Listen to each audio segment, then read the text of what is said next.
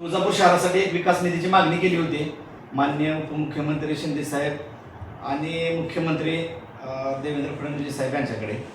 आणि त्या अनुषंगाने शिंदे साहेबांनी आपण जवळपास 9 कोटीची मागणी केली होती। प्रभाग क्रमांक 7, 8, 9 व 10 ह्या प्रभागातील विकास कामांसाठी आपण 9 कोटीची मागणी केली होती। त्यातील पहिला टप्पा 5 कोटी रुपयांचा तात्काळ राज्याचे लोकप्रिय उपमुख्यमंत्री तसेच नगरविकास मंत्री व आमचे नेते माननीय जे एकनाथजी शिंदे साहेब यांनी 5 कोटी रुपयाचा निधी तात्काळ मंजूर करून त्याची एक ऑर्डर आहे ते तुम्हाला सर्वांना देतो। त्याबद्दल मुख्यमंत्री माननीय देवेंद्र फडणवीस साहेब आणि उपमुख्यमंत्री माननीय एकनाथरावजी शिंदे साहेब यांचं मी तुळजापूर शहरातील जनतेच्या वतीनं तसेच खासदार ज्यांच्या माध्यमातून किंवा ज्यांच्या विशेष रेट्यामुळे हा निधी तुळजापूरला शहराला उपलब्ध झाला असे ह्या धाराशिव मतदारसंघाचे लोकप्रिय आणि दबंग खासदार माननीय ओमदादा निंबाळकर या सर्वांचे मी तुळजापूर शहरातील जनतेच्या वतीने मनापासून आभार मानतो। आणि सर्वात महत्त्वाचं की बाबा जो हा पहिला टप्पा आहे ह्या पहिल्या टप्प्यामध्ये 5 कोटी रुपयांचा निधी मंजूर केलेला आहे। यानंतर जो राहिलेला निधी आहे तो दुसऱ्या टप्प्यामध्ये 100% मंजूर होईल। आणि परवा जी बैठक झाली माननीय मुख्यमंत्र्यांसोबत आणि माननीय उपमुख्यमंत्री एकनाथरावजी शिंदे साहेब खास करून त्यांनी बराच वेळ दिला मंदिराच्या समस्यांसंदर्भात। आणि त्यांनी काय ज्या समस्या आहेत त्या शांतपणे आणि ह्याने ऐकून घेतल्या आणि त्यावर त्यांनी काय तोडगा काढता येईल ह्यावरही सविस्तर माननीय खासदार ओमदादांसोबत चर्चा केली। मी होतो त्यांच्यासोबत किंवा काय कुठल्या प्रकारे आपल्याला प्रशासन आणि पुजारी व्यापारी ह्याच्यात समन्वय साधून मार्ग काढता येईल जेणेकरून येणारा जो भाविक आहे तुळजापूरमध्ये त्यांच्या कुठल्याही गोष्टीचे त्यांना एक चांगल्या प्रकारे सुलभ दर्शन घेण्याकरता अडचण येणार नाही यासाठी त्यांनी अशी दीर्घ अशी चर्चा केली। आणि त्यावर काय कसा तोडगा काढता येईल त्याबाबत मुख्यमंत्री जिल्हाधिकारी धाराशिव यांच्यासोबतही चर्चा केली। माझं फक्त तुमच्या माध्यमातून जिल्हाधिकारी साहेबांना जे किंवा ह्या मंदिर संस्थांचे अध्यक्ष आहेत त्यांना एकच मागणी आहे की बाबा हा आम्हाला काय कुठल्या गोष्टीचं श्रेय घ्यायचं नाही ह्या मंदिराच्या बाबतीत।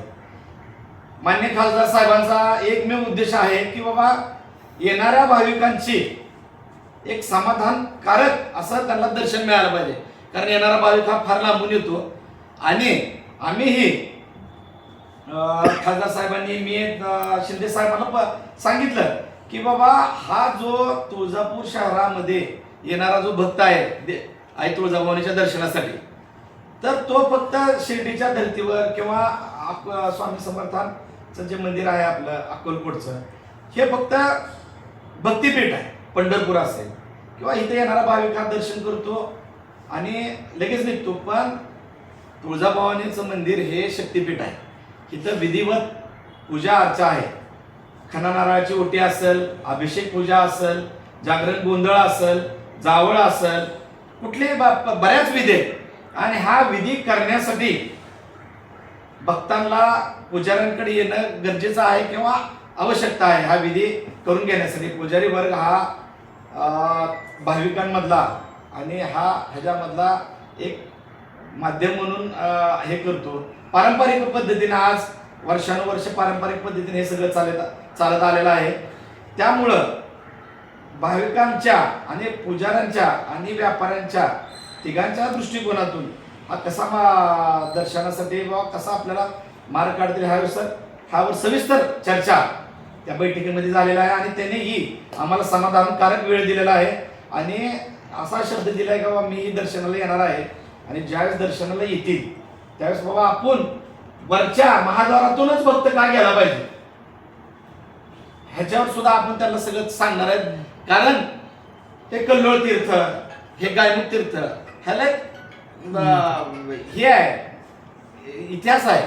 किंवा भक्तांनी कल्लोळ परंपरा अशी चालत आलेली आहे किंवा गायमुख आणि कल्लोळा येणारं पाणी हे काशीहून येते अशी टाकी एक आहे. आणि येणाऱ्या भाविकांना त्या कल्लोळातल्या पाण्यानंच हे करून किंवा गायमुखाच्या पाण्यानंच हातपाय धुवून पुढे त्या तुळजाभवानीच्या दर्शनाला द्यायचा असं एक हे आहे. त्यामुळं तो एक आहे. आणि आपण जर वर बघितलं तर आपली मंगवतीची विहीर असेल, अहिल्याबाई होळकरांनी दुष्काळाच्या काळामध्ये ती विहीर स्वतः त्याने हे करून बांधलेले एक ऐतिहासिक काय गोष्टी आहेत जेणेकरून त्याची सुद्धा ह्या भाविकांना बाबा हे व्हावं म्हणून आपला अट्टास आहे. त्यामुळे आमचा खाली न्यायला विरोध नाही. ज्यावेळेस ह्या सगळ्या गोष्टी वर डेव्हलप होत्यात, पर्यायी जागा आपल्याला उपलब्ध आहे. आम्ही आमच्या नगरसेवक आहेत रणजित इंगळे यांनी तिथे एक पत्र दिलंय. त्याचा एक तुम्हाला मी हे देतो इन्व्हर्ट केलेलं की बाबा मागील 10 वर्षापासून त्यांनी जेव्हापासून नगरसेवक झाले तेव्हापासून हुतात्मा स्मारक ते पावणारा गणपती हा रस्त्याचा पाठपुरावा करतात. माझा तर प्रत्येक ह्याच्यामध्ये वारंवार ह्या गोष्टीचा उल्लेख असतो कारण तेवढा गरजेचा आहे तो रस्ता. आणि त्याच्यामध्ये कुठलंही राजकारण न आणता आम्हालाही करायचं नाही. कुठल्याही राजकारणात तो रस्ता हा पर्यायी रस्ता त्याला आहे भवानी रोडला, जेणेकरून तुळजापुरात होणारी गर्दी आपल्याला नियंत्रित करता येऊ शकते. आणि वरच्या भागामध्ये महाद्वार रोड असेल, बाकीचे काय जर रस्ते असतील, अंतर्गत रस्ते सगळे जर डेव्हलप केले तर मला वाटत नाही की खाली जायची ही येईल. ज्या सगळं डेव्हलप झालं तर तुम्ही खाली करू शकता. आणि सगळ्यात महत्वाचा विषय हा आहे की जिथं मूळ गाव आहे तिथली डेव्हलपमेंट सोडून एक वेगळंच गाव बसवण्याचं काय कारण आहे. मला आता हा का टीका करण्याचा विषय नाही. आज मी फक्त माननीय खासदार साहेबांचे आभार मानण्यासाठी ही पत्रकार परिषद घेतलेली आहे. कारण अत्यंत कमी वेळेमध्ये त्यांच्या विनंतीला मान देऊन, आपल्या विनंतीला मान देऊन खासदार साहेबांनी आणि शिंदे साहेबांनी हा तुळजापूर शहराला एक भरीव असे निधी दिलेला आहे विकास कामांसाठी.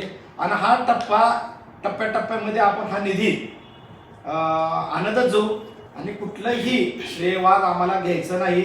तुळजापूर शहराच्या सर्वांगीण विकासासाठी ज्या पद्धतीनं खासदार साहेबांना एक चांगल्या प्रकारचं मताधिक्य लोकसभेला दिलं होतं त्याचीच कुठं तर उतराई म्हणा किंवा त्याची कुठं तर जाणीव ठेवून खासदार साहेब ह्या पुढच्या ह्याच्यामध्ये काम करत आहेत. त्याचाच एक छोटासा भाग म्हणून हा पहिला टप्पा मंजूर झालेला आहे. एक भरीव निधी इथून पुढील काळातही ह्या तुळजापूर शहरासाठी आणत राहू असं मी त्यांच्या वतीनं तुम्हाला सर्वांना सांगू इच्छितो.